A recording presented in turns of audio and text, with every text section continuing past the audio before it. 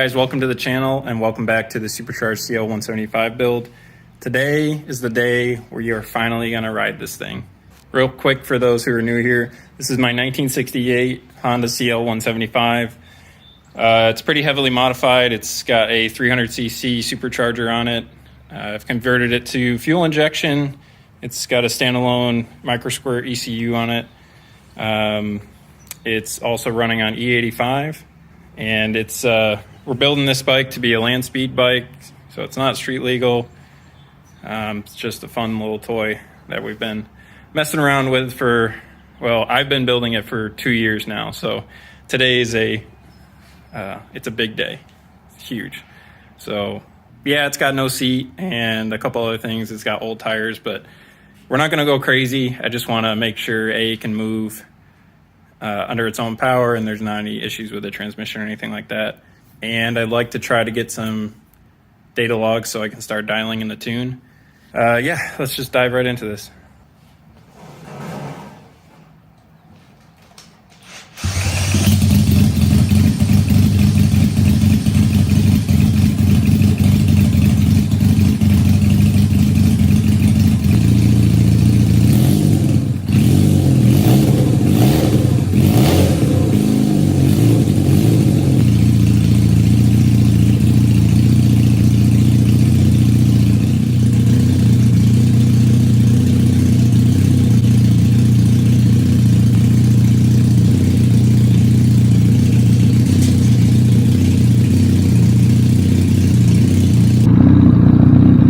Alright, I doubt you can hear me, but if you can, great.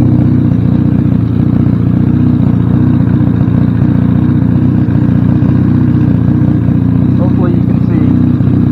So I'm going to click it into first, see what we got. See where this bud crabs.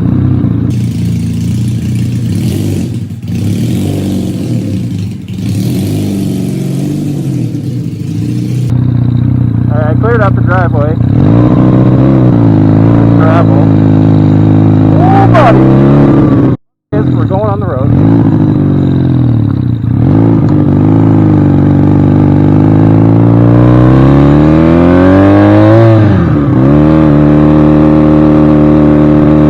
The bars are not terrible. A little all over the map. Guess we're going this way.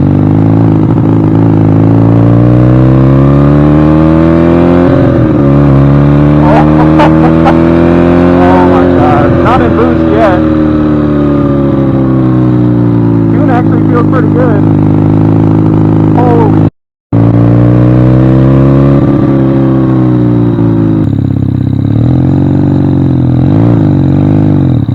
Come on. Clutch grabs real late. Alright, we got some temp in it now. Oh, I want to hammer it so bad.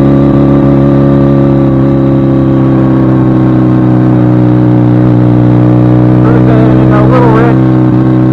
That's alright.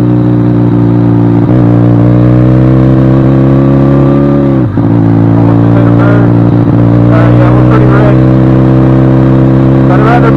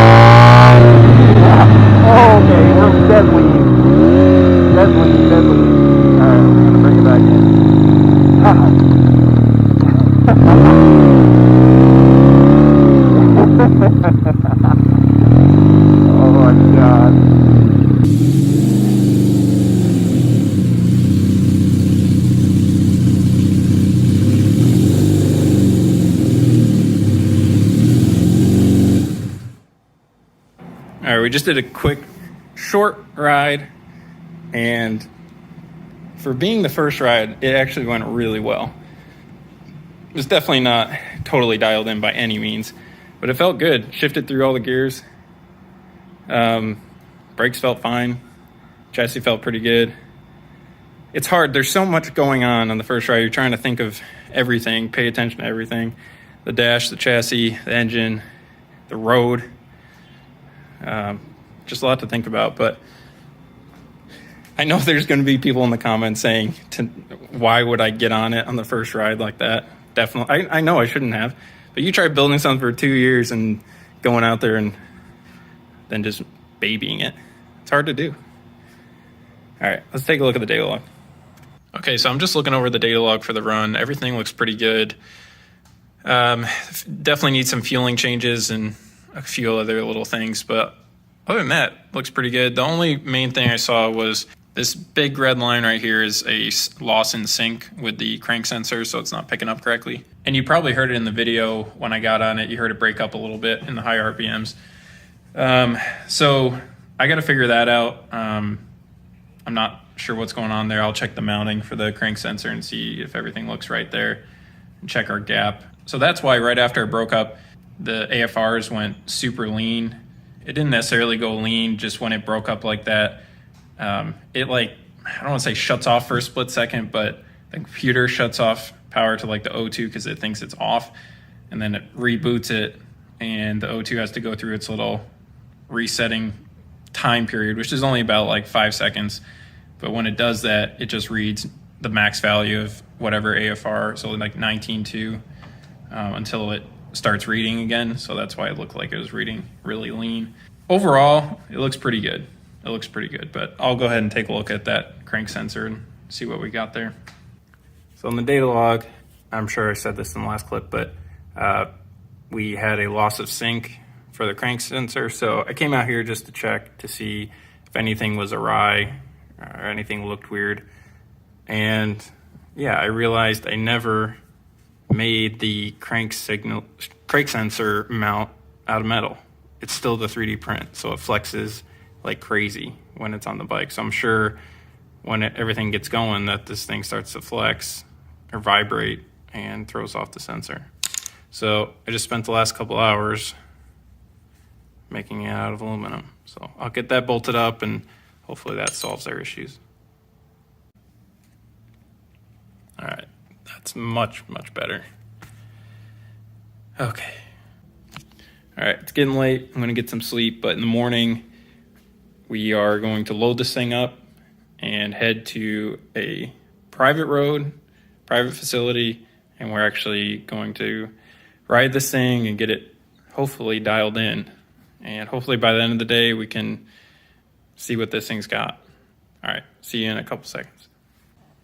All right, good morning, everybody.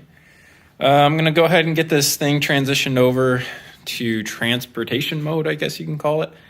Since I don't have a truck, I'm putting it in the back of my little Honda CR-V. And in order to do that, I have to kind of shorten it up quite a bit. So I'll go ahead and show you how I do that.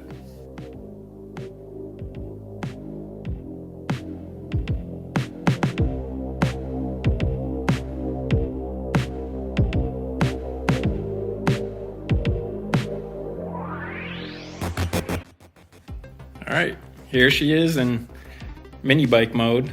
So the front tire is probably just a wheelbarrow tire or something like that, cart tire. And the back is just something I made up with a couple 2x4s and some casters. So the reason I didn't use a wheel like that in the back is because I would have to use probably a 14-inch tire to be able to make sure the exhaust clears the ground. But then it would stick out 7 inches back, and I'm limited on space back here, so I had to make this little contraption. So like I said, all it is, the axle goes through, holds all the components, a little hook for the chain, the brake stay bolts in here to keep it in place, a couple pieces of angle iron on the back that hit the back of the swing arm to make sure it doesn't rotate, and that's pretty much it. So I'm gonna get all of my tools and stuff loaded up. We'll load the bike in to the car last, and we'll get on out of here.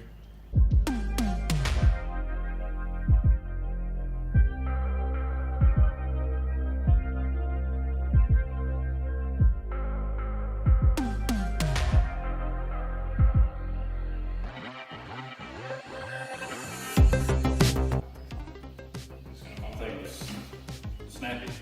It's either on or off. Yeah.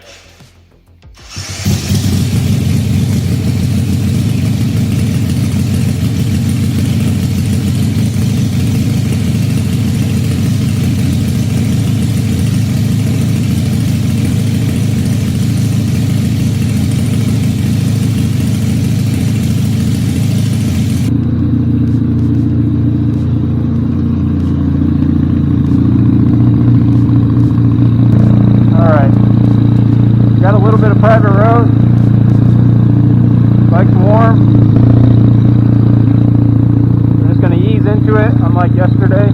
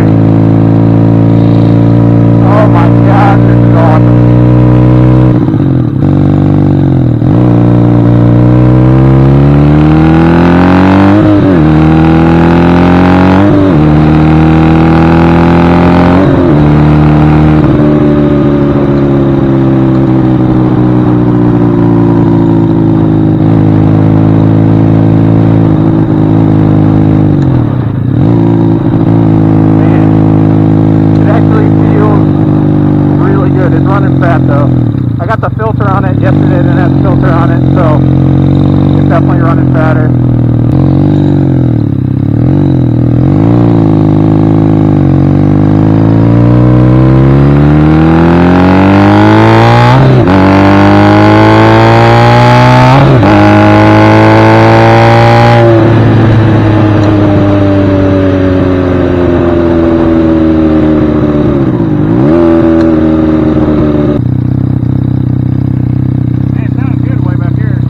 Got to give it timing. It's just sitting there. Okay.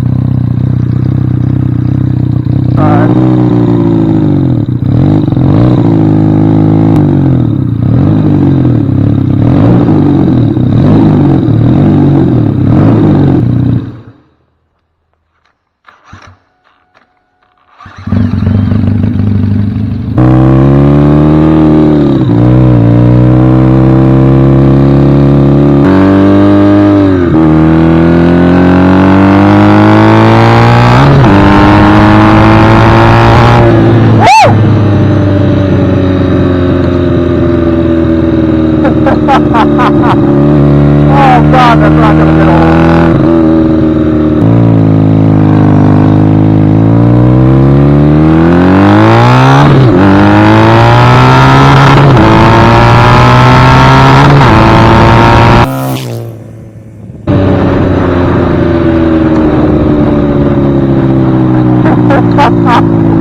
Oh, nothing better. There's nothing better. All right, so I just got back from the track. First, I wanted to say huge thank you to Wagler Motorsports Park for letting us just test the bike. It was extremely helpful, and I'm sure my neighbors are really, really thankful. So that was a huge help, so thank you to Jeremy. So a few things I want to touch on before the end of the video. Let